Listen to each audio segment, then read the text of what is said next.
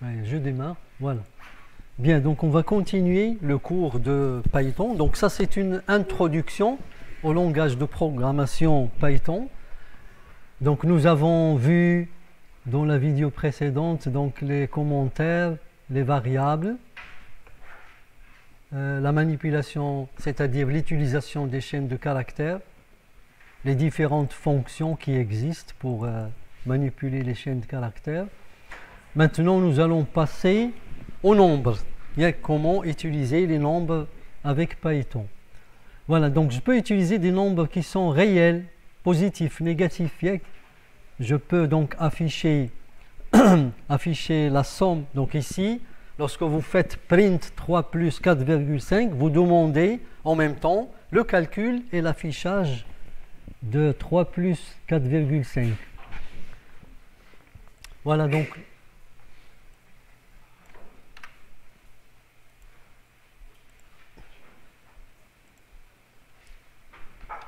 print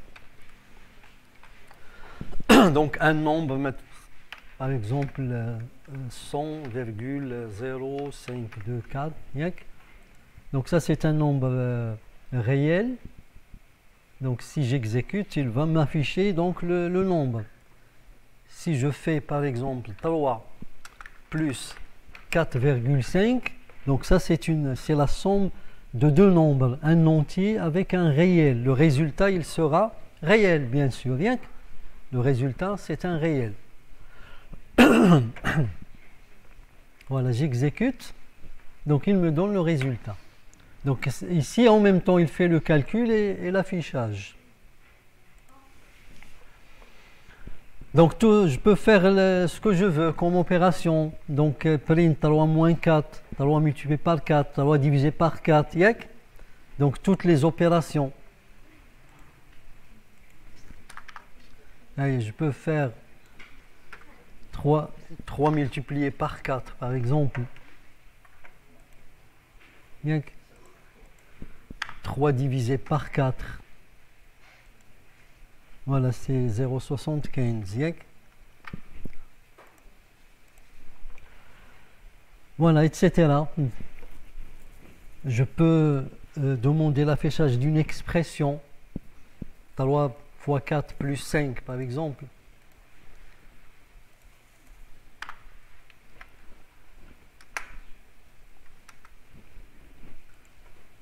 Donc toujours, ça, il fait le calcul, ensuite il affiche. Voilà, ça fait 17. Oui, le pourcent, le pourcent c'est le reste de la division. Alors, vous trouvez déjà dans une vidéo précédente, on a utilisé la division, le reste de la division pour les nombres pairs, pour identifier les nombres pairs, impairs ou les nombres premiers. Donc pourcent c'est le reste de la division. Allez, si je divise par exemple 5, donc pourcent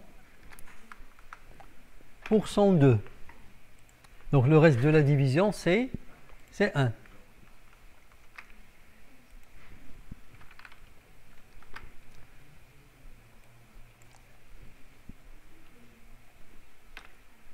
15 divisé par 2. C'est 1 toujours, oui. Si je fais 8 par exemple divisé par 2. Donc c'est 0. Voilà, donc ça donne le reste de la division. Oui, on peut mettre des nombres dans des variables, bien sûr, ça c'est sûr. Et afficher une variable. Donc je peux afficher une variable numérique. Et je peux mettre donc dans une variable num un nombre, maintenant 25. Et je peux demander l'affichage de la variable. Donc ça donne 25. Donc il m'affiche ce que contient la variable. Convertir un nombre en chaîne. Oui, je peux convertir un nombre en chaîne de caractères. J'ai un nombre, surtout lorsque je veux afficher, bien que je veux afficher un mélange de chaînes et de nombres. Donc il faut convertir les nombres en chaînes de caractères. Oui, donc je peux écrire. Oui, donc je transforme un nombre en chaîne de caractères avec en utilisant la fonction str. Donc je l'ai dit, donc j'ai transformé num en chaîne de caractères. Qu'est-ce que ça veut dire? Ça veut dire que je mets les guillemets. Quand tu l'as dit 25 entre guillemets. Je peux concaténer str num avec. Maintenant, je peux dire et mon nombre préféré.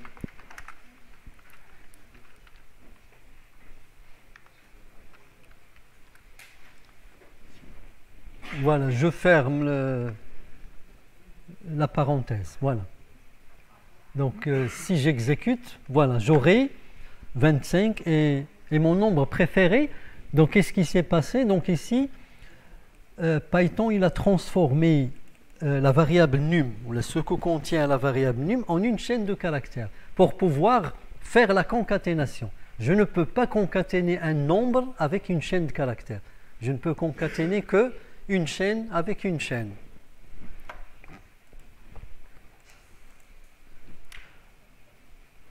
Oui, on peut utiliser les fonctions mathématiques. Par exemple, la valeur absolue, ABS. PAU, ça c'est la puissance.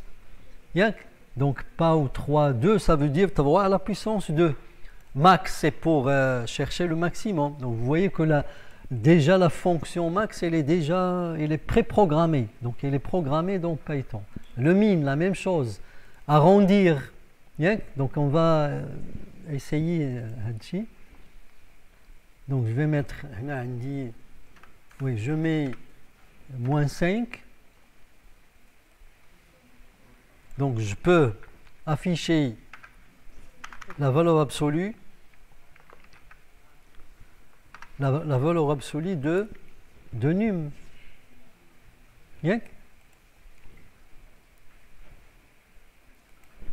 Ça donne 5. Oui, je peux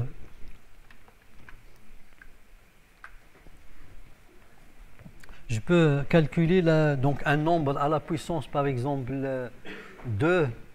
Oui, donc utiliser la fonction PAU, c'est la fonction à la puissance. Le premier nombre, c'est la base. Le deuxième nombre, c'est l'exposant. Ou l'exposant. Donc, il y a 3 à la puissance 2. Je fais un commentaire. Donc, à 10, c'est 3 à la puissance 2. L'algorithmique, 3 à la puissance 2. Oui, chapeau. Donc ça, c'est un commentaire, ça sera ignoré. Donc j'exécute. J'exécute. J'ai 9. Donc 3 à la puissance 2, c'est 9. Oui, pour le max min,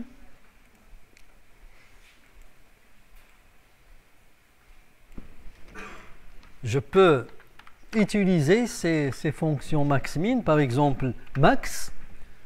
Donc dans Python, max est déjà programmé. Donc vous pouvez chercher le maximum de 10 et de 30 par exemple. Ça vous donne 30. Je peux. Donc ici, vous avez le max et les générales. Vous pouvez. Elle vous retourne le maximum de n'importe quelle série de nombres.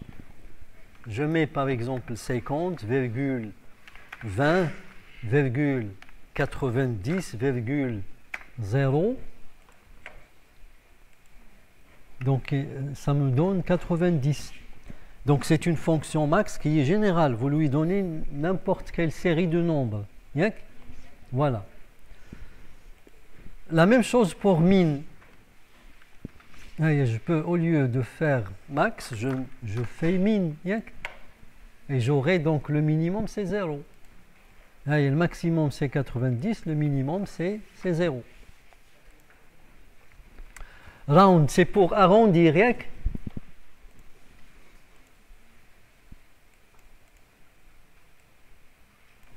Donc si je fais round, il y a 3,2. Donc arrondir, qu'est-ce que ça veut dire? Retenir uniquement, enlever la virgule et retenir le chiffre, le nombre le plus proche du nombre. Donc ici c'est 3. Le cas, dans un deuxième cas, si on met ici 7, ça sera 4. 4 c'est le plus proche. Voilà, c'est arrondir. C'est round, oui, round, c'est ça. Allez, si je lance, voilà. Donc le plus proche à 3,2 c'est 3. Ou le plus proche à 3,7 c'est 4. Oui, il existe des fonctions que vous n'allez pas trouver directement. Vous devez les importer. Donc il y a la bibliothèque maths. On va importer d'autres fonctions.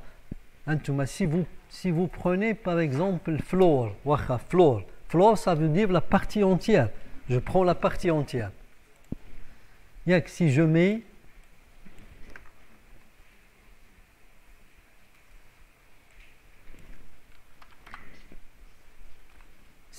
floor, il ne connaît pas floor. Pour lui, il ne connaît pas floor. Donc il faut l'importer. Donc il y a des fonctions mathématiques qui n'existent pas directement. Bhal abs ou bhal pau, puissance. Donc certaines fonctions existent directement. Mais il y en a d'autres qui n'existent pas. Donc on doit les importer. Pour les importer, on utilise cette ligne-là. C'est une commande. On doit importer plus de fonctions maths avec cette ligne. Il y a qu'un dire from math import étoile. Vous pouvez. Donc, il ne connaît pas floor. Si je mets from math, import étoile, ça veut dire toutes les fonctions qui existent dans étoile. Regardez maintenant. Maintenant, il reconnaît floor.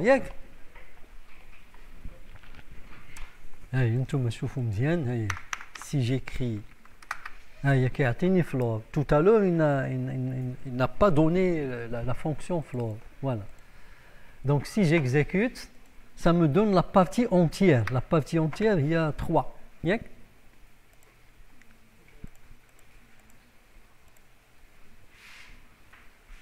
Vous avez aussi cell. Cell, c'est l'entier le plus supérieur. Cell, ça vous donne l'entier le plus supérieur. Il faut, si vous vous rappelez, round, elle vous donne l'entier le plus proche. Le plus proche. Il peut être le supérieur ou l'inférieur. Cell, elle vous donne le supérieur, l'entier supérieur. Donc ça donne quoi dans ce cas? Ça donne 4. Et si je mets cell, voilà, ça va me donner 4. C'est l'entier le supérieur, voilà, à 3,7. Et vous avez SQRT. SQRT, c'est la racine carrée. SQRT. SQRT de 16, par exemple. SQRT de 25. Donc ça donne 4 et 5. Donc c'est la racine carrée.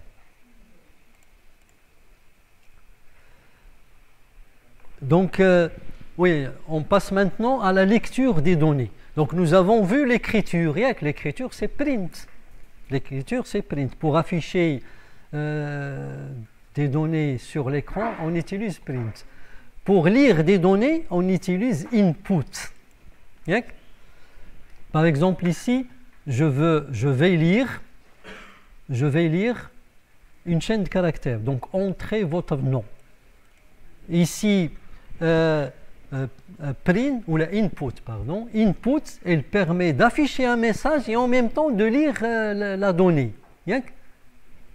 Le message, il est mis entre parenthèses, donc vous mettez input, vous mettez un message, et ensuite, et vous faites entrer un nombre, vous saisissez une donnée par clavier. La donnée, elle est directement affectée à une variable.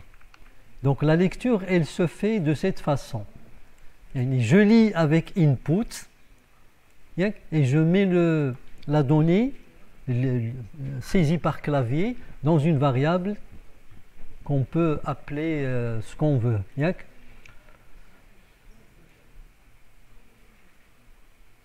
Ça fait?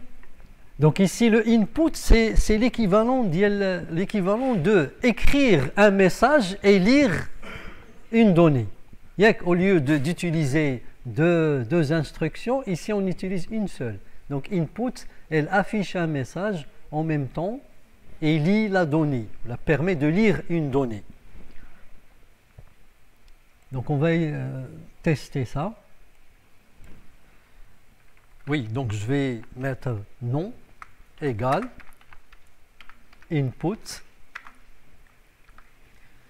Input, le message, donc on met un message, entrer un nom, entrer un nom, 2 points. Et le nom, il sera mis dans nom. Et on peut par exemple afficher print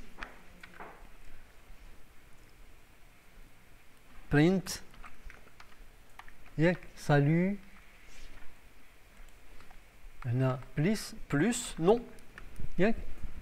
Salut, on affiche un message de salut correspondant ou envoyé à la personne qui s'appelle non.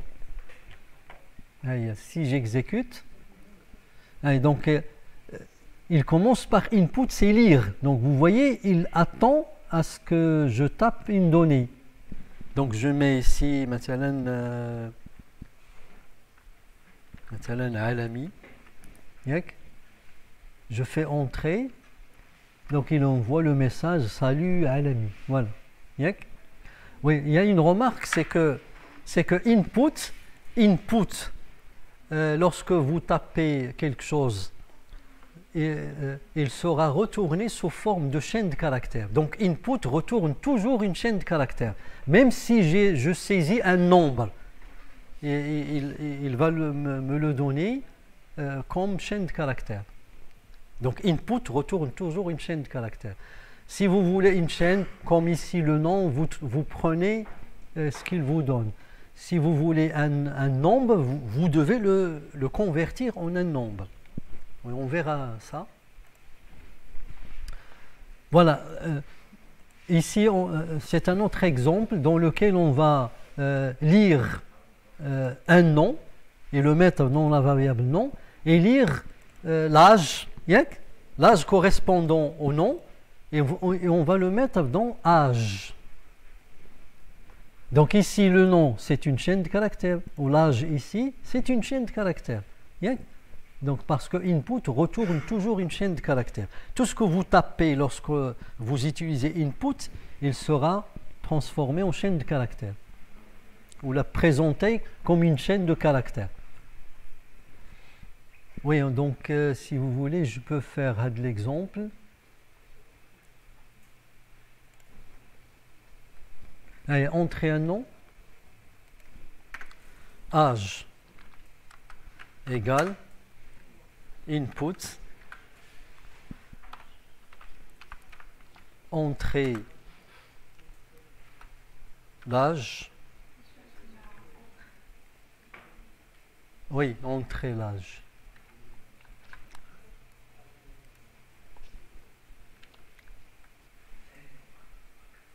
Il y a 2 points.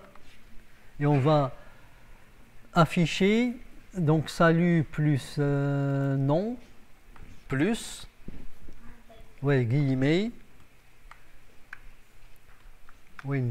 virgule vous avez espace plus âge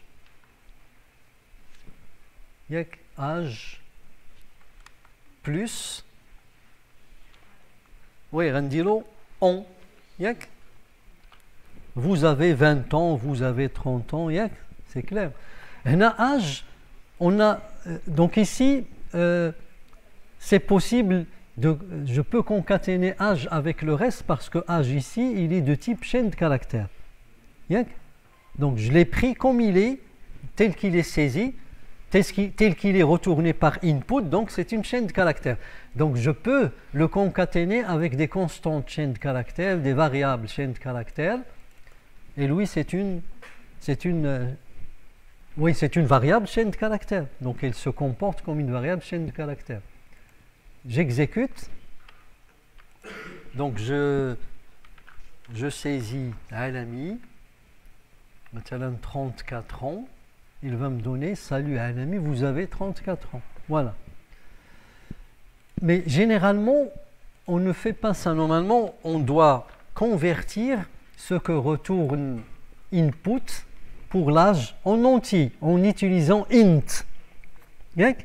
Donc int, il permet de prendre ce que donne input, ou ce que saisit l'utilisateur, et le transformer en un entier. Donc maintenant, cette fois-ci, l'âge, il est de type entier. Tout à l'heure, il était de type chaîne de caractères. Parce qu'on a dit que pour le Python, la déclaration, elle se fait lors de l'utilisation. Lorsque j'ai mis dans âge, j'ai mis input directement, donc âge, c'est une variable de type chaîne de caractères. Lorsque j'ai mis la conversion en entier, maintenant âge, il est déclaré, ou là, c'est une variable de type entier. Voilà. Et finalement, on arrive à la structure alternative. Donc on va voir juste la structure alternative et passer aux exercices, à la traduction de quelques algorithmes. Donc il y a le if-else. Premier exemple. J'ai utilisé une variable dans laquelle j'ai mis true. Ça veut dire que c'est une variable de type booléen. If homme, print, vous êtes un homme. Maintenant, c'est un exemple. Exemple 2. A égale 10. If i supérieur à 0, print, c'est un nombre positif. Donc, ça c'est je vais retourner aux algorithmes. Dans le cours des algorithmes, c'est celui-là. Dans la première syntaxe, on a utilisé si, condition, alors, suite d'instructions, fin si. Donc ça, je l'ai appelé le si simple. La syntaxe là, je l'ai appelé si, le si simple. Ça veut dire sans le si non. C'est ça ce que vous avez ici. Les deux exemples, ce sont des si simples. Je vais les exécuter.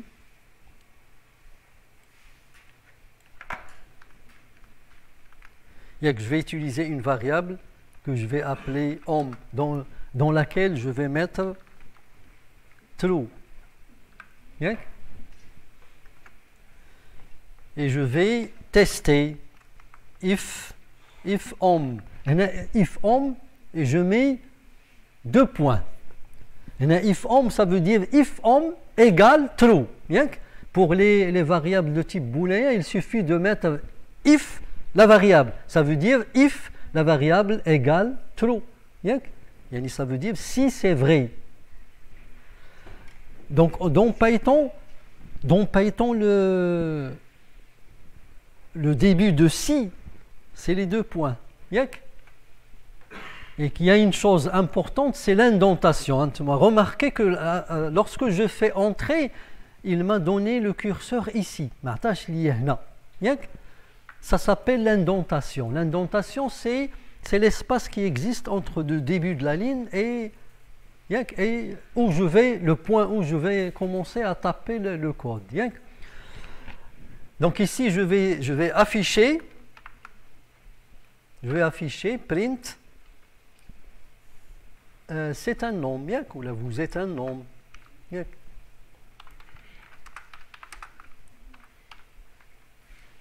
C'est un nombre. Bien.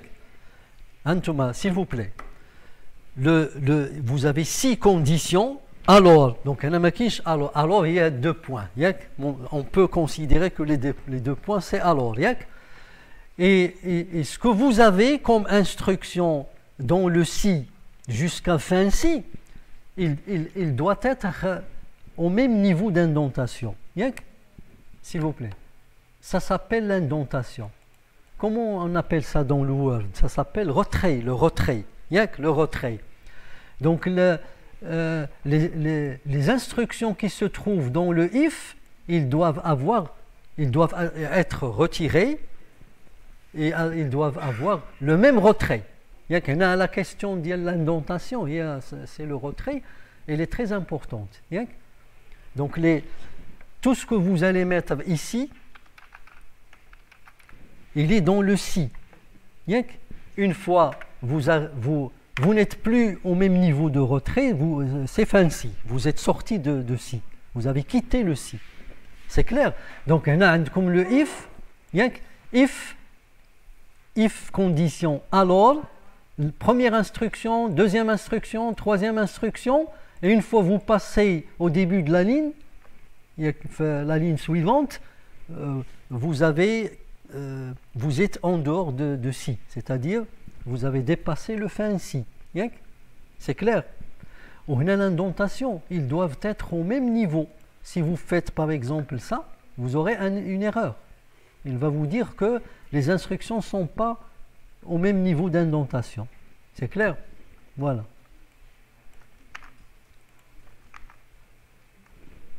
Donc si je lance, j'aurai, c'est un nombre, si j'ai false, oui, qu'est-ce qui va se passer? Il n'y aura pas d'affichage, rien ne sera affiché. C'est-à-dire que le programme il sera exécuté, on trouve que home c'est false, donc on n'affiche rien, on n'affiche pas ça. Voilà. Voilà, vous n'avez rien. Voilà. Bien. L'exemple suivant, vous avez un nombre positif et on teste. Vous avez un nombre et on teste est-ce que c'est positif. Donc ici, je vais mettre au lieu de home, je mets A égale 10. Et je vais dire si A est supérieur à 0, alors on va dire ici c'est un nombre positif. Donc ça, ce sont des exemples simples qui illustrent le si simple. Si conditions, alors traitement fin si. Voilà. Allez, si j'exécute, j'aurai, c'est un nombre positif.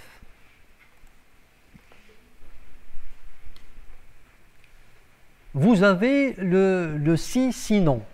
Je vais attendez, parce que j'ai mis beaucoup d'exemples.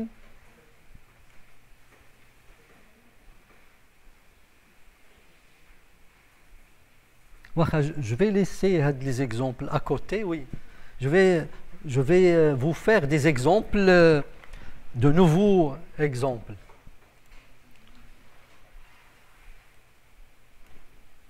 Allez, par exemple, là, on dit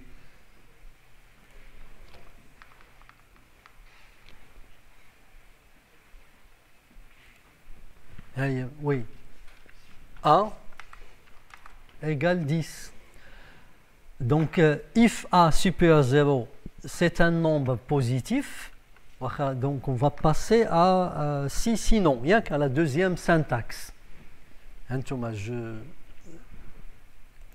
je retourne aux algorithmes. Il a dit c'est la première syntaxe, c'est le si simple. Si conditions, alors une suite d'instructions fin si.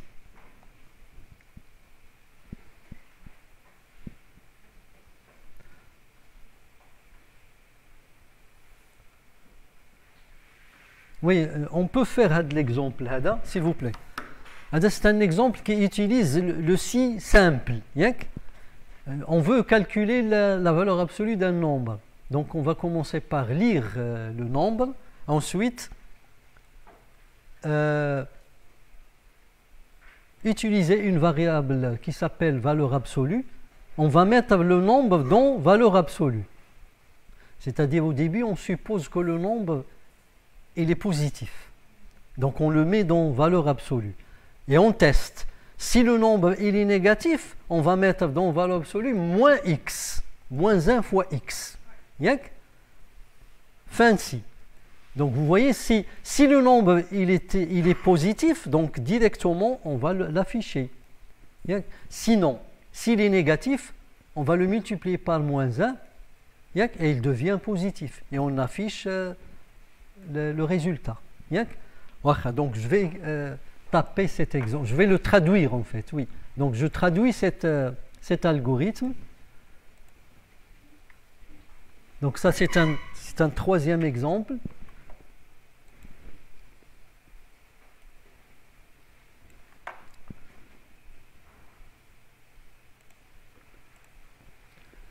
Donc je commence par lire x, donc je fais, non. Je vais mettre x égale input, entrer un nombre de points. Ensuite, je vais tester. Non, je ne vais pas tester.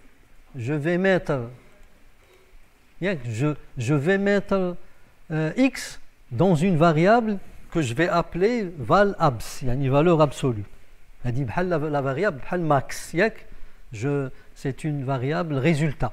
Je vais dans laquelle je vais mettre le résultat. Voilà, donc je mets voilà, valeur absolue, val_abs égale x. J'affecte x à val_abs. Ensuite, je teste. Donc, if x est inférieur à 0, dans ce cas, je vais, donc, val_abs va recevoir moins 1 multiplié par x. Là, si x est négatif, la valeur absolue est moins x. Si x est positif, la valeur absolue c'est x. Voilà, c'est tout. Et j'affiche la valeur absolue. Donc print val_abs. Est-ce que c'est clair ça? Je commence lire x. Lire x, je commence par lire x. Voilà, x égale input, entrer un nombre. Donc on a oublié, il faut le convertir en entier. Parce que input retourne une chaîne de caractères. Voilà, donc x maintenant c'est un nombre. Qu'est-ce qu'on fait? On commence par mettre dans val_abs x. Dans le cas où x est positif, donc val_abs, il est égal à x. Sinon, oui, on a oublié les 2 points là. Oui. Donc, if x est négatif, alors val_abs égale moins 1 fois x. Si x est négatif, la valeur absolue de x c'est moins x. C'est ça. Sinon, s'il est positif, on a x déjà dans la valeur, dans val_abs, et ensuite on affiche val_abs. Donc j'exécute. Donc je fais entrer, par exemple, moins 4. La valeur absolue c'est 4. Si je réexécute, j'introduis par exemple 20. La valeur absolue c'est 20. Voilà, donc ça c'est un exemple, un troisième exemple pour le if, le si simple, le if sans le else.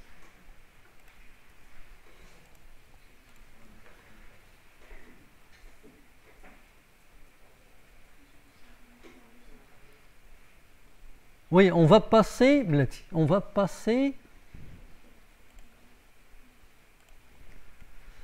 à la syntaxe 2. Si vous vous rappelez, la syntaxe 2, c'est le si avec sinon. Le si avec sinon, on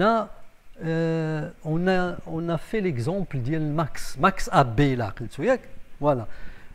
Voilà, je vais donc qu'est-ce qu'on fait normalement? Il can dire if else. Donc if else, ça fait.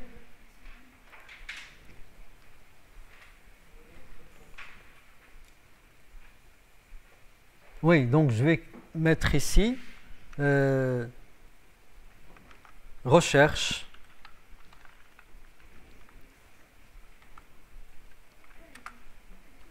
du maximum de A et de B. Oui, là je vais mettre if else. If else, ça veut dire que ça c'est un exemple pour le if else. Oui, donc on doit commencer par saisir A et B. Donc je vais mettre là A, entrée A. Donc CTRL D, entrée B.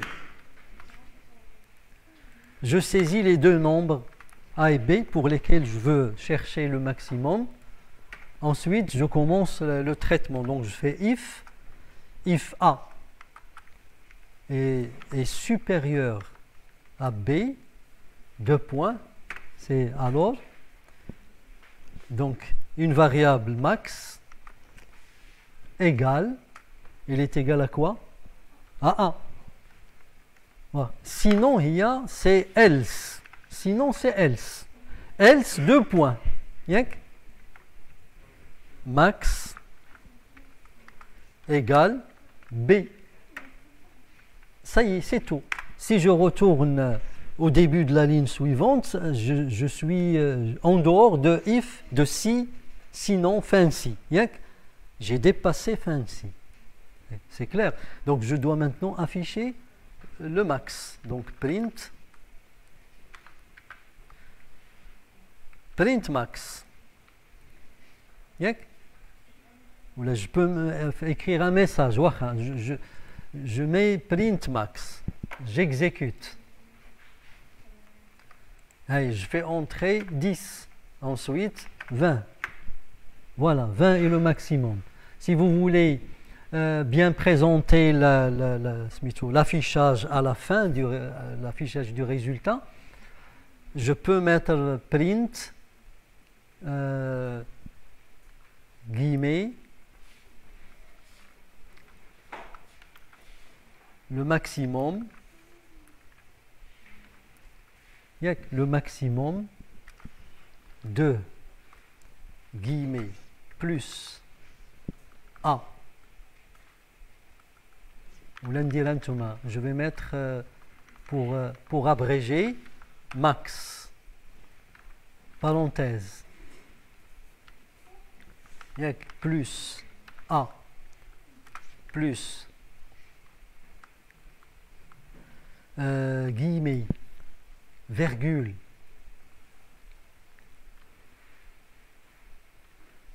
guillemets plus B de plus plus B donc plus guillemets, je ferme la parenthèse, je mets égal, les guillemets, je ferme les guillemets, virgule, et qu'est-ce que je peux faire comme ça, et comme je peux faire virgule. Virgule, ça va m'éviter de convertir max en chaîne de caractères. J'ai pas fait plus, c'est clair. Donc exécuter, Donc je tape 10, ensuite 20. Ah, t'as eu une erreur. Ah oui, donc il dit la même chose, oui. Il dit can only concatenate str, not int. Ah oui, oui, oui. Non, ça c'est pour A et B. A et B doivent être transformés en chaîne de caractères. Donc je dois mettre str pour A et str pour B. On a déjà dit ça. A et B, ils sont de type entier. Donc je ne peux pas les concaténer avec des chaînes de caractères. Voilà, donc ici je dois les transformer en chaînes de caractères. Allez, si je réexécute, donc on a A, 10, 20. Voilà, max de 10 et de 20 égale à 20. Donc ça c'est bien présenté. Voilà. Donc généralement en algorithmique, on ne s'intéressait pas à la présentation de l'affichage du résultat. Mais en Python, oui, on peut faire ça. On peut bien présenter l'affichage des résultats. Ça fait donc ça, c'est le if et le else. Je vais vous montrer maintenant un exemple avec le if, le else. If, il y a le si, sinon, il y a qui a dit, je peux. Donc ça c'est le si. Sinon, il y a qu'à de l'exemple l'oul. Cet exemple. Maintenant nous allons voir le si, sinon. Sinon si.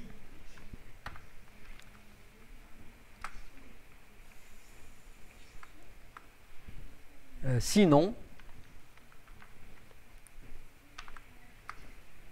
Et fancy. Ça veut dire ça s'appelle les si imbriqués. Si imbriqué, ça veut dire un si à l'intérieur d'un si. Je vais traduire l'algorithme du maximum maintenant. Le maximum de ABC. Je pense à l'exemple, il est là. Il y a le maximum de AB. C'est ce qu'on vient de faire. Et vous avez le maximum de ABC. Le maximum de ABC. Oui, si vous voulez, l'algorithme, je peux réécrire l'algorithme si vous voulez. Allez, je mets là, oui.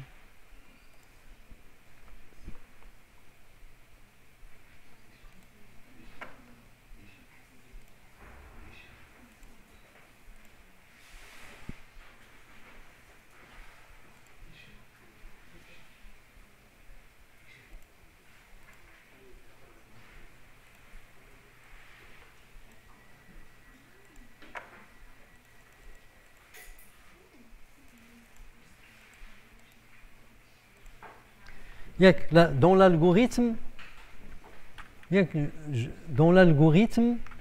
oui, on a mis algo, max A, B, C, le maximum de A, de B et C. Oui, si vous voulez, je peux ne pas écrire tout l'algorithme, j'écris directement lire A, virgule B, virgule C. Ensuite, si, je vous rappelle l'algorithme, ça on l'a déjà fait, voilà, si A est supérieur à B et A est supérieur à C. Alors Max reçoit A. Sinon, si B, ça c'est une solution parmi les, on a vu 3 solutions, si B est supérieur à A et B est supérieur à C, alors Max reçoit B. Sinon, voilà, sinon, Max reçoit C. Donc, on a fancy du deuxième si et fancy du premier si. Fancy, et on va donc afficher, donc écrire Max. Voilà, ça c'est l'algorithme. Maintenant, on passe à la traduction. Donc, pour la traduction, on va garder, donc ça c'est Max A, B, C. Donc, on va garder A et B, on va ajouter C. Voilà, C, entrée C. Donc, if A, B, A est supérieur à B. Il y a AND, A est supérieur à C. Alors Max reçoit A. وهنا غادي نديرو else لا else if هي elif هنا كيقولوا هي elif في les autres langages كاينه else if هنا في Python c'est elif voilà. Condition elif, donc on a B est supérieur à A and B est supérieur à C. Alors Max reçoit B. Après c'est else. À la fin c'est else. Donc else on va mettre Max reçoit C. À 2 points, oui, j'ai oublié les 2 points, oui. Voilà. Donc on a غادي نقولوا Max de Esther A. واخا غادي نعاودو ناخدو هادي. خصنا max de Esther A plus virgule plus Esther B. هنا غنديرو plus virgule ها هي زدناها plus Esther C. Esther C. Égale max. Donc ça va donner max dial A, B et C égale max. Donc on va lancer l'exécution. Donc si je mets ici 10, 20, 5, max dial 10, 20, 5, c'est 20. C'est clair? Voilà, donc on a fait les éléments du langage Python qui nous permettent de traduire les structures alternatives via si, fancy ou la si, sinon, fancy, etc. Voilà, et j'arrête